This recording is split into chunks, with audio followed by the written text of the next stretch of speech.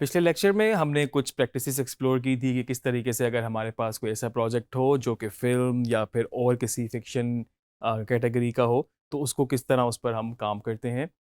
इस लेक्चर में भी हम कुछ इसी वर्कफ़्लो को समझेंगे कि किस तरीके से, किस अप्रोच के साथ हम लोग काम शुरू करते हैं, किस तरीके से उसको आगे लेके जाते हैं और किस तरीके से उसको फाइनलाइज़ करते हैं।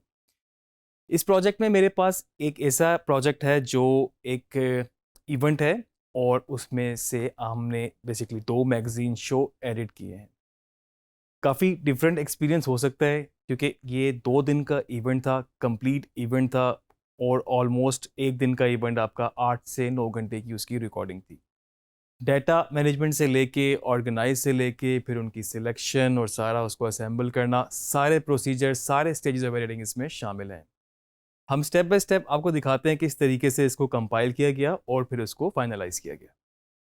सबसे पहले मैं आपको इसका जो डाटा जिस तरीके से ऑर्गेनाइज़ किया गया है, थोड़ा-सा आपको वो बता दूँ क्योंकि हमने इनिशियली बहुत ज़्यादा ज़ोर डाला था कि हमें अपने डाटा को ऑर्गेनाइज़ रखना है। तो इस वक़्त जो मेन फ़ोल्डर है मेरे पास ईएनजी ई स्पोर्ट्स के नाम से है और इसके अंदर मेरे पास आप देख सकते हैं काफ़ी ज़्यादा फ़ोल्डर्स मौजूद हैं। ऑब्वियसली कुछ फ़ोल्डर्स इस तरह के थे जो शुरू में नहीं थे लेकिन जैसे-जैसे प्रोजेक्ट आगे जाता गया तो हम और इसको मज़ीद फ़ोल्डर्स बनाते गए जिसमें एक्सपोर्ट है या फिर कोई और इसमें ग्राफ़िक्स वग़ैरह ऐड होते गए। सबसे पहले मेरा मेन फ़ोल्डर होता है हमेशा से डाटा और आप देख सकते हैं इसमें मेरे पास ये डेट वाइज़ फ़ोल्डर्स बने हुए हैं। तो इनका मतलब ये है कि इन डेट्स में ये डाटा हमने फ़िल्म किया था और अगर आप डेट के अंदर भी जाएँ तो आप देख सकते हैं कि मेरे पास कार्ड 1, कार्ड 2, कार्ड 3 और साथ में ब्रैकेट में उनकी एक डिस्क्रिप्शन भी शामिल है कि वो क्या उसके अंदर है।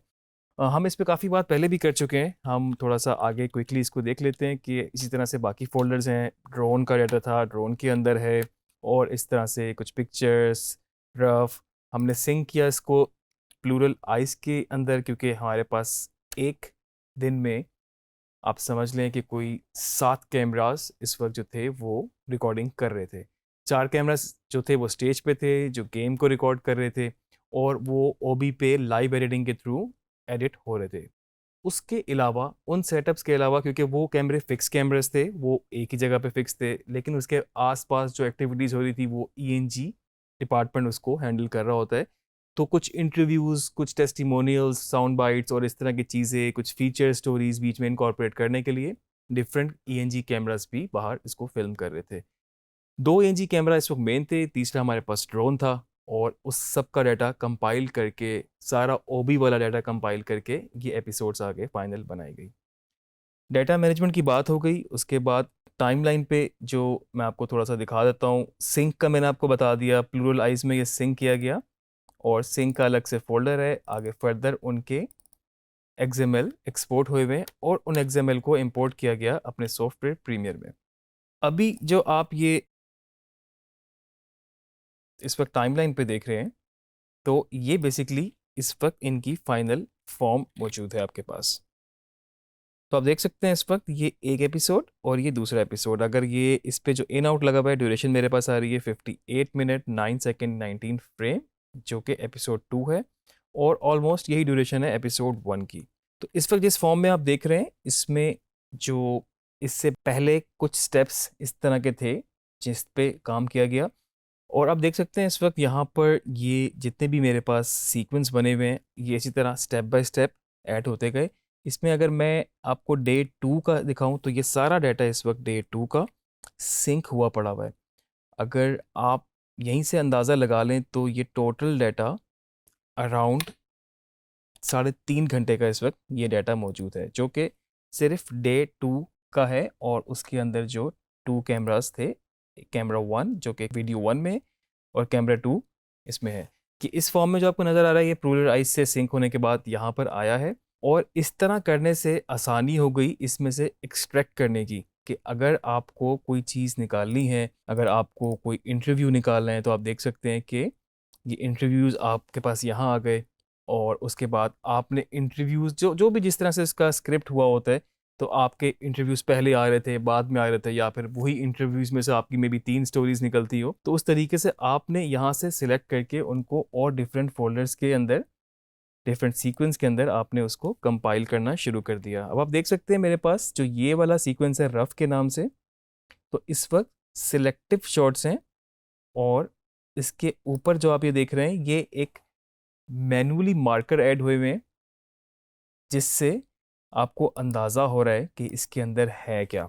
तो जिस तरह के इंटरव्यूज़ थे, इधर से डे 2 से, डे 3 से, डे 1, डे 2, डे 3 से सारे इंटरव्यूज़ हमने उठा कर यहाँ पर एक जगह कंपाइल कर लिए। फर्दर उनकी भी डिवीजनिंग इस तरह से हुई हुई थी कि एक तो डे वाइज थे ही, डे 1, डे 2, डे 3, ये आपको नज़र आ रहे हैं, ऊपर लिखा हुआ भी है इस पे। और प्लस ये सारे सिंक्ड हैं।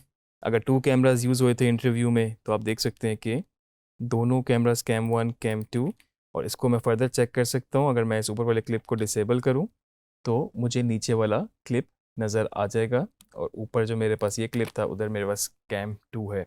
फर्दर इनको भी थोड़ा सा आगे किया गया कैटेगराइज, जिस तरह ये प्लेयर्स के थे, उसके बाद कुछ ऑफिशियल्स के इंटरव्यूज़, और इस तरह से डिफरेंट डिफरेंट इंटरव्यूज़। अब आपके पास उस सारे डाटा में से, जो कि 3.5 घंटे का डाटा था, और वो मे बी सिर्फ डे 2 का था, उसके अलावा डे 3 का अलग था, डे 1 का आपके पास अलग है। तो आप देख सकते हैं उधर से एक्सट्रैक्ट करके इंटरव्यू यहाँ पे रखे गए, और यहाँ से फिर उसको एडिटिंग के लिए आप दूसरे सीक्वेंस में, दूसरी टाइमलाइन पे लेके गए, और वहाँ पर जाके आपने अपनी वर्किंग स्टार्ट की। अब वर्किंग स्टार्ट करने के लिए भी आप देख सकते हैं कि आपने जस्ट डायरेक्टली उसी टाइमलाइन पे शुरू नहीं कर दी, आपने एक नई टाइमलाइन पे एडिटिंग शुरू की, और उसको आप रफ़ का नाम दे सकते हैं। यहाँ पर मेरे पास सिलेक्टिव चीज़ें पड़ी हुई हैं, जिसके जो रफ़ के तौर पे यूज़ हो रहा है, और उसके बाद वहाँ से छोटे छोटे सेगमेंट्स में एडिट करके, हर सीक्वेंस को एडिट करने के बाद उसको फिर एक फाइनल सीक्वेंस में प्लेस हमने किया। और इस तरह से आपके पास जो एडिटिंग की टाइमलाइन बनना शुरू हो गई। ये मेरे पास सीक्वेंस का एक फ़ोल्डर है, आप देख सकते हैं, इसमें ये सारे सीक्वेंस मेरे पास ऐड हैं। और आप ये एडिट 1 की मेरे पास टाइमलाइन है, जिसके अंदर ये सारे छोटे छोटे पैकेजेस यहाँ से डिफरेंट डिफरेंट सीक्वेंस से उठा के और यहाँ पर इनको एडिट किया गया। आप देख रहे हैं कि अभी ये बिल्कुल साथ जुड़े हुए नहीं हैं, अलग अलग पड़े हुए हैं आपके पास, लेकिन ये आपकी जिस तरह से प्री प्रोडक्शन थी उसी में ही ये चीज़ें प्लानिंग थी, या जिस तरह से आपका स्क्रिप्ट था उस तरह से ही इसको लेके गए। और उसके बाद आप देख सकते हैं कि एडिट 2 की टाइमलाइन में मेरे पास वही चीज़ें सारी इस फॉर्म में आपको नज़र आई।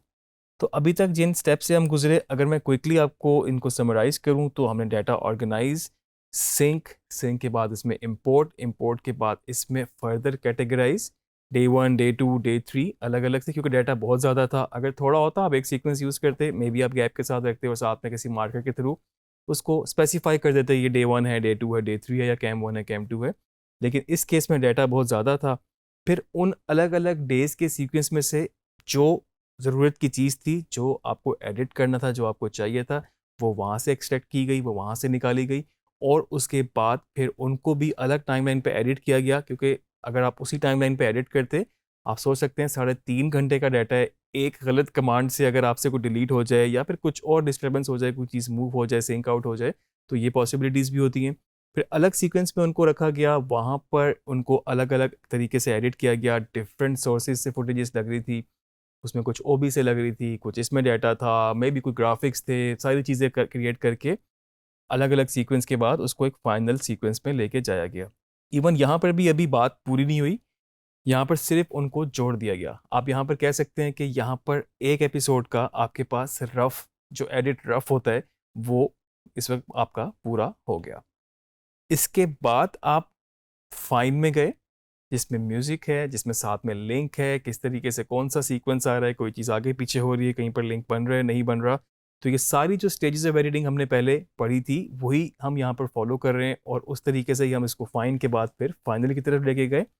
और अगर मैं आपको इसकी फाइनल की शक्ल दिखाऊं, तो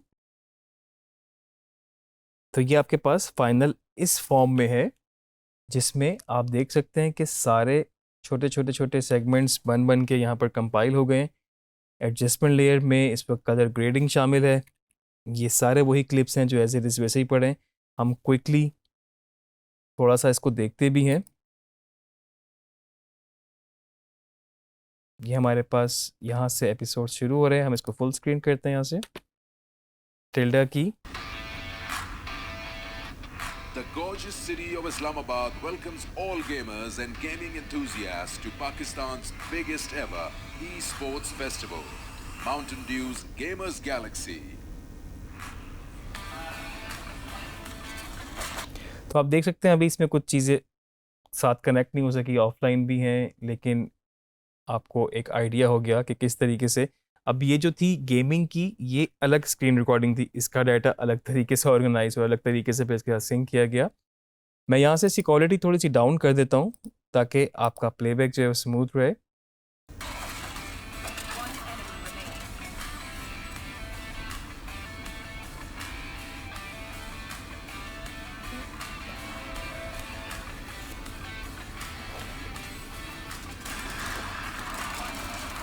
तो आप देख सकते हैं कि सारा शुरू में बनाने के बाद उसके बाद आपके पास effects, split screens, multi layers और उसके अलावा एडजस्टमेंट लेयर्स वगैरह, जिस तरह से भी आपने इसको ट्रीटमेंट करना है वो आप कर सकते हैं। ये सारी चीज़ें बताने का मकसद ये था कि ये इस वक्त काफ़ी कॉम्प्लिकेटेड प्रोजेक्ट था, दिनों में शूट था। आपके पास इस तरह की कोई भी चीज़ हो, मेरा आप लोगों को मशवरा ये है कि अगर आप सिर्फ उस चीज़ को याद रखें जो स्टेजेस ऑफ एडिटिंग है, तो वो उसके अंदर मतलब आप समझ लें कि आप बहुत हैसल फ्री आपका वर्क फ्लो रहेगा। और अगर आप उसको नहीं करेंगे, आप सोच सकते हैं कि आप इसको डायरेक्टली ही फाइनल एडिट या फिर फाइन एडिट भी नहीं कर सकते थे, क्योंकि एज एन एडिटर आप शायद ब्लैंक हो कि क्या शूट है, आपको अकॉर्डिंग टू स्क्रिप्ट उसको फॉलो करना पड़ेगा। तो इसीलिए वो सारी चीज़ें फॉलो करना बहुत ज़रूरी है, ख़ास तौर पे जो ज़रा लंबी ड्यूरेशन के प्रोजेक्ट्स हैं। इसके बाद इसको डिफरेंट फॉर्मेट्स में एक्सपोर्ट किया गया, ब्रॉडकास्ट के लिए अलग, डिजिटल के लिए अलग, और इसके साथ साथ और भी अगर कोई इसके वर्जन्स बनने थे वो बने गए। मैं आपको बीच में एक आध फीचर भी दिखा देता हूँ, जिस तरह जहाँ पर कोई इंटरव्यूज़ बेस्ड चीज़ें थी जहाँ पर, तो उसको हमने फिर किस तरीके से यहाँ पर कंपाइल किया। इसको यहाँ से फुल स्क्रीन करता हूँ, इसको प्ले करते हैं। क्वालिटी हम इसकी और डाउन कर सकते हैं, इसको हम दोबारा प्ले करते हैं। Esports is already huge and in a constant state of evolution, with more games being added as well as mobile gaming making it accessible to a whole new generation as well as new regions. Let's take a look at what our players and contestants are thinking about. How do they see this development? How have they prepared for this? What do they think about the gaming scene and the potential? Excitement तो बहुत ज़्यादा है कि for the first time कि मैं कराची से बाहर निकल के हम लोग इस्लामाबाद आए हैं, पेरेंट्स भी काफ़ी खुश हैं। ये टूर्नामेंट हमें वो चांस दे रहा है कि हम आके स्टेज के सामने इतनी बड़ी ऑडियंस के सामने खेल रहे हैं। It's something huge and it's gonna be a massive improvement. Excitement level बहुत हाई है। हम लोग एक हफ्ते से बहुत प्रिपेयर्ड थे, एक्साइटेड थे। हम लोगों ने बहुत प्रिपरेशन डाली है इस इवेंट के लिए, और जब हम यहाँ आ रहे थे सारे टीम वाले सब दोस्त थे। तो आपने देखा कि किस तरीके से हमने इस प्रोजेक्ट को शुरू से लेके फाइनल फॉर्म तक ले जाने तक किन किन स्टेप से हम गुजरे। अब ये अप्रोच आपकी डिफरेंट हो सकती है किसी और जॉनरा, किसी और तरह के प्रोजेक्ट में।